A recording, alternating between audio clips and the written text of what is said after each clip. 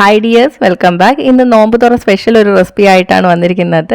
നോമ്പ് തുറക്കാൻ മാത്രമല്ല, ഇത് കഴിച്ചാൽ വിശപ്പൊക്കെ മാറും, നല്ല ഹെൽത്തിയുമാണ്, നല്ല ടേസ്റ്റുമാണ്. കുട്ടികൾക്കും വലിയവർക്കൊക്കെ ഒരുപാട് ഇഷ്ടമാവും കേട്ടോ. അപ്പോൾ നോക്കാം റെസിപ്പി എങ്ങനെയാണെന്ന്. അപ്പോൾ ഞാനിവിടെ അരക്കപ്പ് ബസ്മതി അരി കുറച്ച് വെള്ളം ഒഴിച്ചിട്ട് അരമണിക്കൂറോളം കുതിർന്ന് വരാൻ വേണ്ടിയിട്ട് വെച്ചിട്ടുണ്ട്. നന്നായിട്ട് കഴുകിയെടുത്തതിന് ശേഷമാണ് വെള്ളം ഒഴിച്ച് വെച്ചിരിക്കുന്നത്.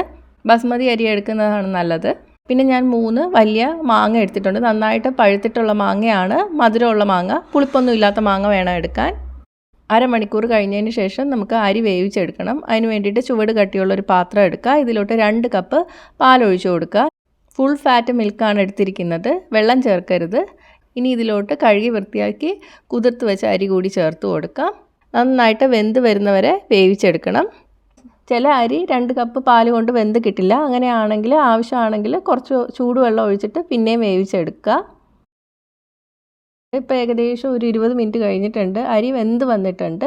നല്ല വെന്തുടഞ്ഞ് വരുന്ന രീതിയിൽ ആക്കിയെടുക്കുക കേട്ടോ. ഇനി ഇതിലോട്ട് മധുരത്തിന് 2 ടേബിൾ സ്പൂൺ പഞ്ചസാര ചേർത്ത് കൊടുക്കുകയാണ്. പഞ്ചസാരയുടെ അളവ് നിങ്ങളുടെ മധുരത്തിനനുസരിച്ചിട്ട് മാറ്റം വരുത്താം. നമ്മൾ കുറച്ച് കഴിഞ്ഞ് മാങ്ങ കൂടി ഇതിൽ ചേർക്കും, അപ്പോൾ അതിൻ്റെ ഒരു മധുരം കൂടി കിട്ടും. 1/4 ടീസ്പൂൺ വാനില എസൻസ് ചേർക്കുക. നന്നായിട്ട് ഇളക്കി കൊടുക്കുക. മാങ്ങ ചെത്തി എടുത്തിട്ടുണ്ട്. ഇത് ഏകദേശം 1.5 കപ്പ് മാങ്ങയുണ്ട്. ഇതിലോട്ട് കുറച്ച് പാൽ കൂടി ചേർത്തിട്ട് നന്നായിട്ട് അരച്ചെടുക്കാം. അപ്പോൾ അരിയൊക്കെ നന്നായിട്ട് വെന്ത് വന്നിട്ടുണ്ട്. തീ ഓഫ് ചെയ്യുക. എന്നിട്ട് നമുക്ക് അരച്ച് വെച്ചിരിക്കുന്ന മാങ്ങ ചേർത്ത് കൊടുക്കുക. നന്നായിട്ട് മിക്സ് ചെയ്ത് കൊടുക്കുക. ഈ സമയത്ത് നിങ്ങൾക്ക് മധുരം നോക്കാം. മധുരം കുറവാണെങ്കിൽ പഞ്ചസാര ചേർത്ത് കൊടുക്കുക കേട്ടോ. ഇനി ഇതിലോട്ട് ചെറുതായിട്ട് കട്ട് ചെയ്ത ആപ്പിൾ ചേർത്ത് കൊടുക്കാം. നേരത്തെ ഞാൻ ഒരു 1/2 കപ്പ് മാങ്ങ മാറ്റി വെച്ചിട്ടുണ്ടായിരുന്നു, അതും കൂടി ചേർത്ത് കൊടുക്കുക. നന്നായിട്ട് മിക്സ് ചെയ്ത് കൊടുക്കാം. ഇതിലോട്ട് നിങ്ങൾക്ക് ഇഷ്ടമുള്ള ഏത് ഫ്രൂട്ട്സ് വേണമെങ്കിലും ആഡ് ചെയ്ത് കൊടുക്കുക കേട്ടോ. ഇനി ഇതിലോട്ട് ഞാൻ ചെറുതായിട്ട് കട്ട് ചെയ്തെടുത്ത അണ്ടിപ്പരിപ്പും ബദാമും കൂടി ചേർത്തിട്ട് നന്നായിട്ട് മിക്സ് ചെയ്തെടുക്കുകയാണ്.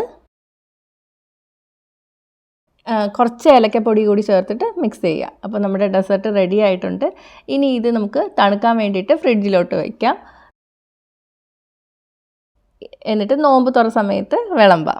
ഇത് നോമ്പ് തുറയ്ക്ക് മാത്രമല്ല കേട്ടോ, വീട്ടിൽ ഗസ്റ്റൊക്കെ വരുമ്പോഴും ട്രൈ ചെയ്യാൻ പറ്റിയ റെസിപ്പിയാണ്. നല്ല ടേസ്റ്റുമാണ്, നല്ല ഹെൽത്തിയുമാണ്. അപ്പോൾ ഒന്ന് ട്രൈ ചെയ്ത് നോക്കണം കേട്ടോ. നോക്കിയിട്ട് നിങ്ങളുടെ അഭിപ്രായങ്ങൾ കമൻറ്റ് ചെയ്യുക. ഇഷ്ടമായെങ്കിൽ ലൈക്കും ഷെയറും ചെയ്യുക, ഇഷ്ടപ്പെട്ടില്ലെങ്കിൽ ഡിസ്ലൈക്കും ചെയ്യുക. കൂടുതൽ റെസിപ്പികൾക്കായിട്ട് ചാനൽ ഇതുവരെ സബ്സ്ക്രൈബ് ചെയ്തിട്ടില്ലെങ്കിൽ സബ്സ്ക്രൈബ് ചെയ്യാനും മറക്കല്ലേ.